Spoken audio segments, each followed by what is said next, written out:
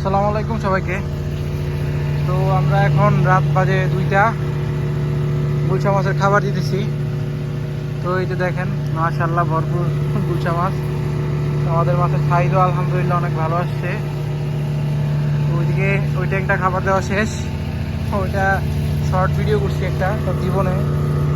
আর এদিকে তো খাবার মোটামুটি দেওয়া শেষই হয়ে গেছে। এই জায়গায় মাছ সবচেয়ে বেশি। আলহামদুলিল্লাহ আমাদের মাছের কোনো আর সমস্যা নাই। মাছের সাইজ তো মাশাআল্লাহ ভালোই দেখা যেতেছে, মনে হচ্ছে 1000-1200 কেজি হবে এরকম। তো অনেক মাছ মাশাআল্লাহ। এদিকে খাবারগুলো শেষ, পুরোটা ট্যাঙ্ক খাবার দেওয়া হয়। তো ওই যে এদিকে অল্প কিছু খাবার আছে, এদিকে মাছ আস্তে আস্তে আসতেছে। ওইদিকে খাবার, ওইদিকে সব খাবার শেষ। তো ওই সাথে যাই, আমাদের বর্তমানে বিদ্যুৎ নেই, যার কারণে মেশিন চলতেছে। তো গুলশা মাছ দেখতে মাশাআল্লাহ খুবই চমৎকার লাগে। আমার কাছে তো বিশেষ করে অনেক বেশি ভালো লাগে গুলশা মাছ। তো আমার কাছে মানে খুবই পছন্দের একটা মাছ চাষের ক্ষেত্রে।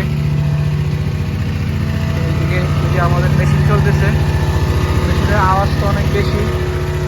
এদিকে একটা খাবার আছে, এগুলো শেষ হয়ে যাবে। তো আমরা 2 কেজি খাবার দিছি, খাবার বাড়াইছি।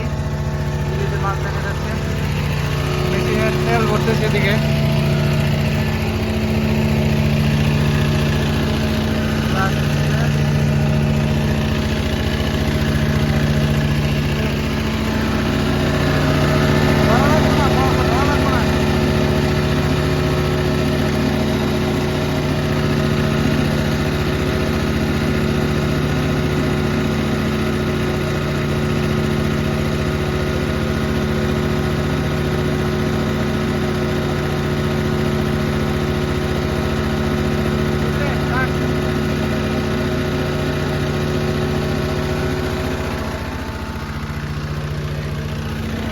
পানি দিয়ে দেন, পানি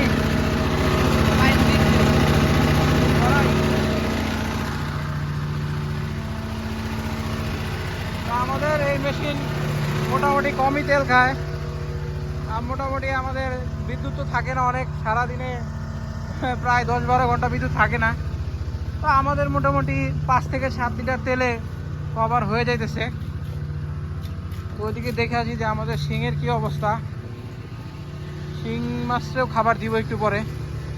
এগুলো তো পাঙ্গাসই, পাঙ্গাস খুব শীঘ্রই আমাদের বিক্রি করে দেওয়ার ইচ্ছা আছে। তো দেখা যাক কি হয়। শিং মাছের খাবার দিব কিছুক্ষণ পর। তো আমরা গুলশা মাছের পানিটা ফুল করে ফেলছি, এই পানিটা আরও কমাই দিব।